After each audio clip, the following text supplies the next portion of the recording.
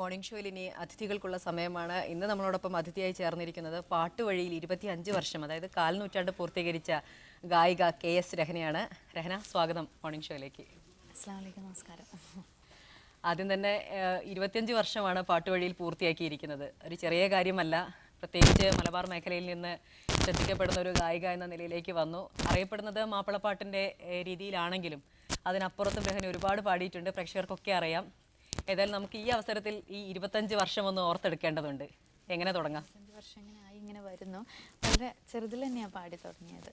ശരിക്കും പറഞ്ഞാൽ ഒരു സ്കൂൾ മത്സരങ്ങളിലൊക്കെ തുടങ്ങി. ആ ഒരു 8th 9th പഠിക്കുമ്പോൾ തന്നെ കാസറ്റിൽ ശരിക്കും പാടാനുള്ള ഒരു ഭാഗ്യം കിട്ടിയിട്ടുണ്ട്. അങ്ങനെ അങ്ങനെ പാടി. സ്കൂൾ ക്ലാസ്സുകളിലും പിന്നീട് സംഗീതമാണ് പഠിച്ചത്. അതെ അതെ അതെ. ചെറുതിൽ നമ്മൾ ശരിക്കും ഞാൻ കുറച്ച് പഠിച്ചിട്ടുണ്ടായിരുന്നു. നിലമ്പൂരാണ് എൻ്റെ സ്വദേശം.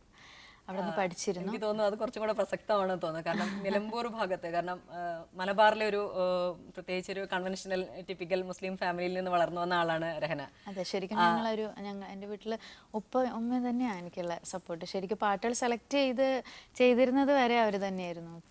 അവിടെ നിന്നൊരു കർണാട്ടിക് സംഗീതം പഠിക്കാനൊക്കെ വരിക എന്ന് പറയുന്നത് ഇപ്പൊ മാപ്പിളപ്പാട്ട് ഒരു പക്ഷേ സ്വാഭാവികമായിട്ട് പഠിച്ചേക്കാം. കാരണം സത്യം പറഞ്ഞാൽ ഉമ്മയൊക്കെ തന്നെയാണ് വായിച്ചിട്ടുള്ളതും. ഇങ്ങനെ ഒരു പാലക്കാട് ഗവൺമെന്റ് കോളേജ് ചിറ്റൂർ ഉണ്ട്, അവിടെ ഒരു മ്യൂസിക് ഉണ്ട്. അവിടെ കാലിക്കറ്റ് യൂണിവേഴ്സിറ്റിയിൽ അവിടെ തന്നെയുള്ളൂ മ്യൂസിക് അന്ന്. അപ്പം അങ്ങനെ വിടണം 10th കഴിഞ്ഞിട്ട് എന്നുള്ളൊരു ഇതൊക്കെ അവർ ശരിക്കും പറഞ്ഞ കറക്റ്റാണ്. അവർ ചിന്തിച്ചിരുന്നു. പക്ഷേ അപ്പൊ അങ്ങനെ ഒരു ഐക്കണായിട്ട്, അതായത് ഒരു മലബാറിൽ നിന്നൊരു പെൺകുട്ടി അത്തരത്തിലൊരു മാപ്പിളപ്പാട്ട് എന്നൊരു കലാരൂപത്തിൽ ഐക്കണായിട്ട് മാറുമ്പോൾ, അപ്പോൾ ഏതെങ്കിലും തരത്തിൽ ഇപ്പം ഫാമിലി സപ്പോർട്ടായിരുന്നു എന്ന് പറഞ്ഞു, അപ്പൊ ഏതെങ്കിലും തരത്തിൽ നെഗറ്റീവായിട്ടുള്ള എന്തെങ്കിലും തരത്തിലുള്ള ഒരു പ്രതികരണം എവിടെന്നെങ്കിലും? ഞാൻ കൂടുതലായിട്ട് പറയുന്നില്ല. എന്തായാലും ഞങ്ങൾ 5 മക്കളാണ്, 4 പെണ്ണും എനിക്കൊരു ബ്രദറാണുള്ളത്. പക്ഷെ അവരുടെ സപ്പോർട്ട് ഉണ്ട്. എന്നാലും അറിയാലോ, നമുക്കൊരു ജസ്റ്റ് ഉണ്ടാവുമായിരിക്കും.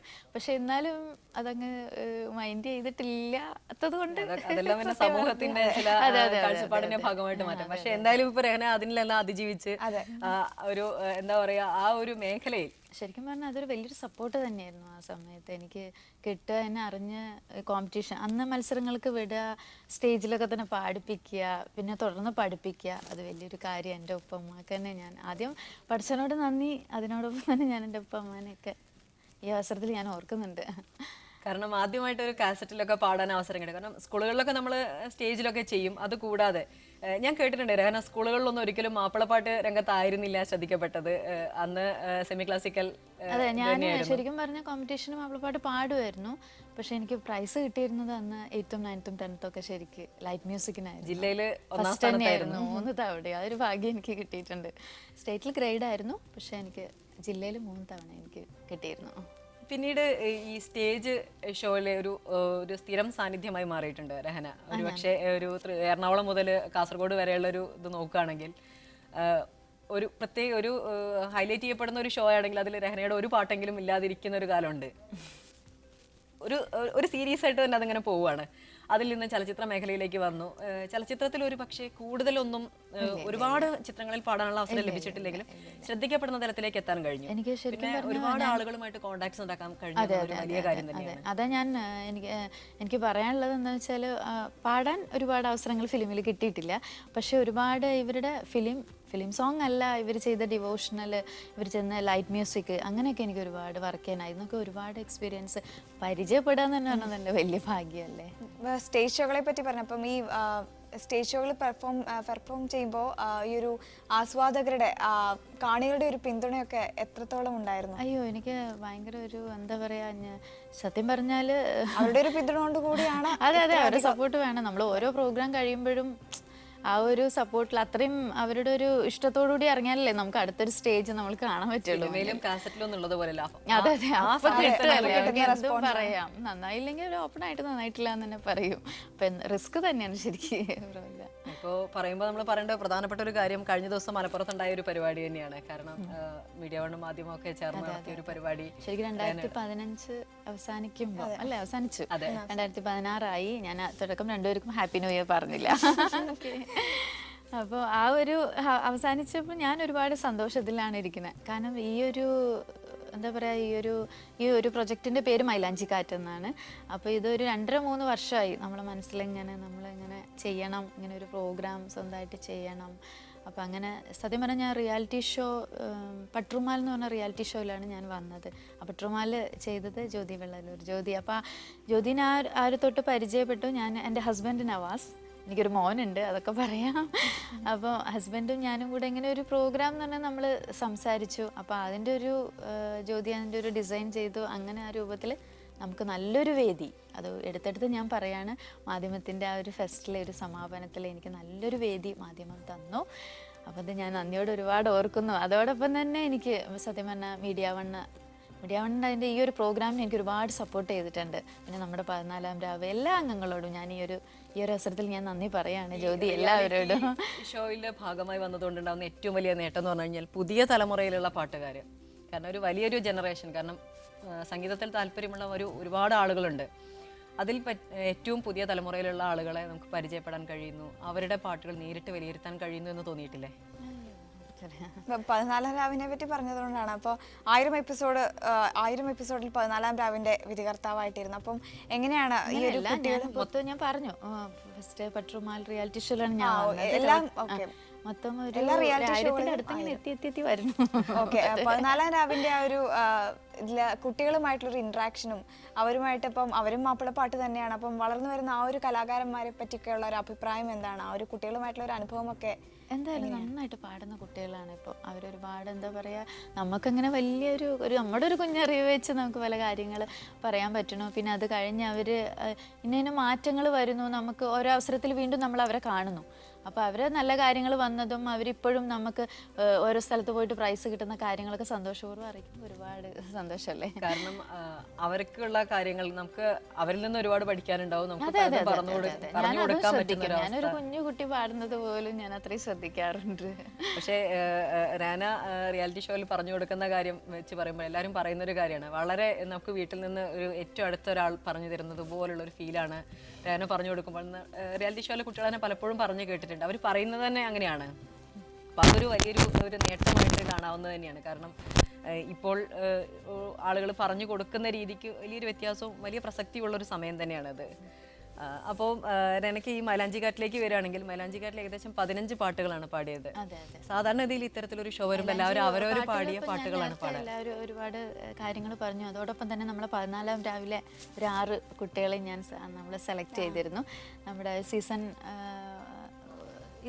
ഇപ്പം 4th ആയാലും എല്ലാം കൂടി മിക്സ് ചെയ്തിട്ട് അവരെ ഒരു സാന്നിധ്യം അതിലുണ്ടായിരുന്നു. ഞാൻ 15 പാട്ട് പാടി, അവരും ഗ്രൂപ്പായിട്ടൊരു 5 പാട്ടോളം പാടി. പിന്നെ നമ്മുടെ മീഡിയ വൺ ഇന്ത്യൻ ഓർക്കസ്ട്ര, പിന്നെ നമ്മൾ ഈ പ്രൊജക്റ്റ് ശരിക്ക് ഇങ്ങനെ ഒരു ഇത് ചെയ്യണം എന്ന് പറഞ്ഞാൽ നമുക്കൊരു റിതം കൾച്ചറൽ ഫോറം എന്ന് പറഞ്ഞിട്ടൊരു സംഘടനയുണ്ട് ഇവിടെ, കുറച്ച് പാട്ടുകാരുടെ ഒരു കൂട്ടായ്മ. അപ്പോൾ അതിലിത് അവതരിപ്പിക്കുകയും അങ്ങനെ അവരാണ് ശരിക്കും പറഞ്ഞാൽ ഈ മൈലാഞ്ചിക്കാറ്റ് എന്നുള്ള പ്രോഗ്രാം ചെയ്തത്. അപ്പോൾ അതിലുള്ളവരും നമുക്ക് നമ്മുടെ ഫൈസൽ മാഷ് അങ്ങനെയുള്ള ഒരുപാട് അംഗങ്ങളുണ്ട് അതിൽ. അപ്പോൾ അവരും ഒക്കെ ഞാൻ ഈ ഒരു സമയത്ത്, ഈ ഒരു ന്യൂ ഇയർ അല്ലേ, ഇങ്ങനെ ഒരു ഇതിൽ ഞാൻ ഓർക്കുകയാണ് കേട്ടോ. എന്തൊക്കെ പറഞ്ഞാലും പറച്ചിലുകൾക്കൊക്കെ അപ്പുറത്ത് രഹന എന്നൊരു പാട്ടുകാരിയോടെ വന്നിട്ടുണ്ടെങ്കിൽ പ്രേക്ഷകർ ഒരു 2 വരി പ്രതീക്ഷിക്കുന്നുണ്ടാവും.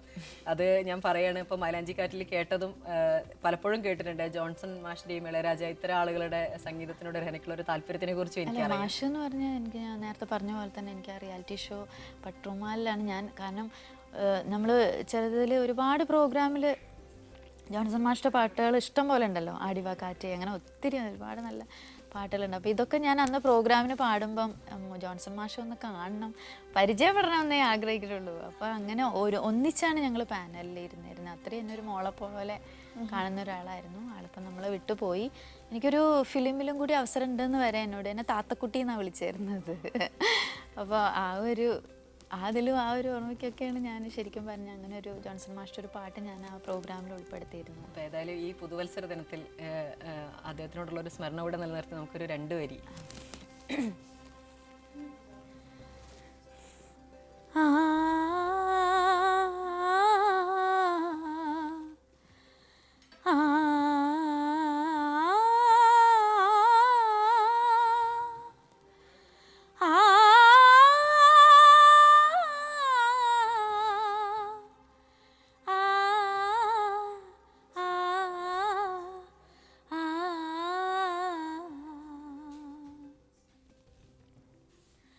സ്വർണ്ണമുഖിലെ സ്വർണ്ണ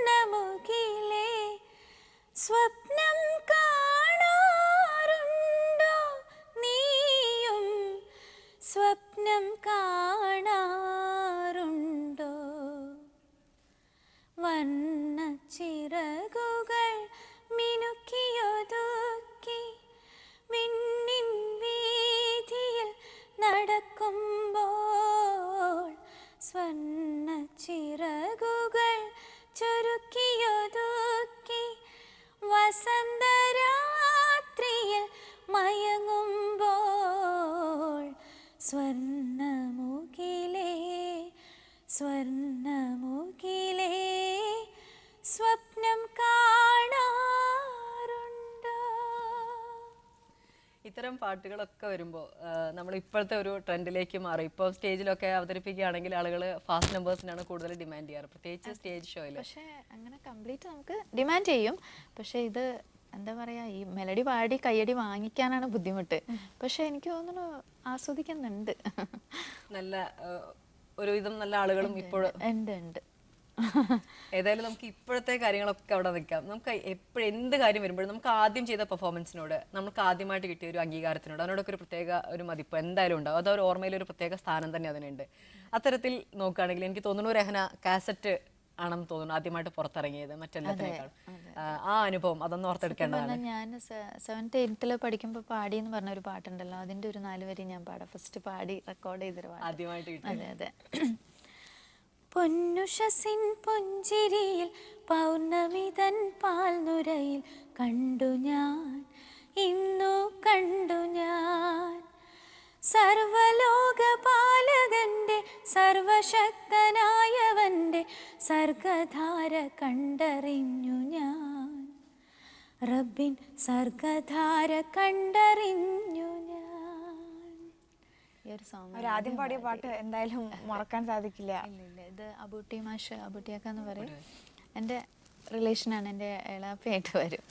അപ്പോൾ അവരാണ് മ്യൂസിക് ചെയ്ത മോഹസിൻ കുരിക്കൾ. ഇങ്ങനെ ഒരു ടീമായിരുന്നു. അത് മുജാഹിദ് സമ്മേളനത്തിൻ്റെ ഒരു കാസറ്റ് ആയിരുന്നു. 7th 8th ഞാനത് പാടിയിരിക്കുന്നത്. ഏതായാലും അവിടെ മുതൽ ഇങ്ങോട്ട് ഇപ്പോൾ പാട്ടിൻ്റെ 25 വർഷമാണ് ഇപ്പോൾ പൂർത്തിയാക്കിയിരിക്കുന്നത്. ഒരു വലിയ നേട്ടം തന്നെയാണ്. പിന്നെ സത്യം പറഞ്ഞാൽ ഈ ഒരു അവസരത്തിൽ ഞാൻ ഒന്നിച്ച് പറയാം, എല്ലാവരും പേരുകളും എടുത്ത് പറയാ, ആരെയും എല്ലാവരും ഞാൻ ഓർക്കുകയാണ് കേട്ടോ. അങ്ങനെ ഇതിലൂടെ ഈ ഒരു 25 വർഷത്തിലൂടെ അങ്ങനെ പോകുമ്പോൾ ഒരുപാട് അവസരങ്ങൾ തന്നവരില്ലേ, അവരെയും കൂടെ ഞാൻ ഈ വേദിയിൽ ഓർക്കുന്നുണ്ട്. എൻ്റെ കുടുംബത്തിനോടൊപ്പം തന്നെ. കാരണം ഇപ്പം അതുപോലെ തന്നെ എന്നെ ഇത്രയും സപ്പോർട്ട് ചെയ്യുന്ന എൻ്റെ ഹസ്ബൻഡ് നവാസ്, എൻ്റെ മോനുണ്ട് എനിക്ക് സോനു. അപ്പോൾ ഇവരുടെയും ഇപ്പം നേരത്തെ ഉപ്പ ഉമ്മ പറഞ്ഞ പോലെ തന്നെ ഇവരുടെയൊക്കെ ഒരു സപ്പോർട്ടും എനിക്കുണ്ട്. സത്യത്തിൽ കലാമേഖലയിൽ തിളങ്ങണമെങ്കിൽ വലിയൊരു പിന്തുണ കുടുംബത്തിൻ്റെതായാലും പൊതുസമൂഹത്തിൽ നിന്നായാലും അത്തരത്തിലൊരു പിന്തുണ ആവശ്യമുണ്ട്. ഏതായാലും അത് രഹനയ്ക്ക് ആവോളമുണ്ട്. ഇനി അങ്ങോട്ടും പ്രേക്ഷകരുടെ പിന്തുണ എന്തായാലും ഉണ്ടാവട്ടെ.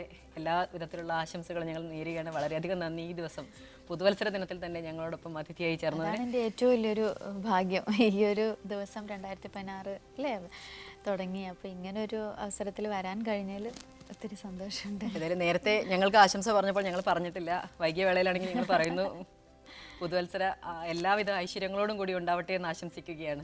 വളരെയധികം നന്ദി. എല്ലാവർക്കും, മീഡിയ വണിൻ്റെ എല്ലാ പ്രേക്ഷകർക്കും ഹാപ്പി ന്യൂ ഇയർ.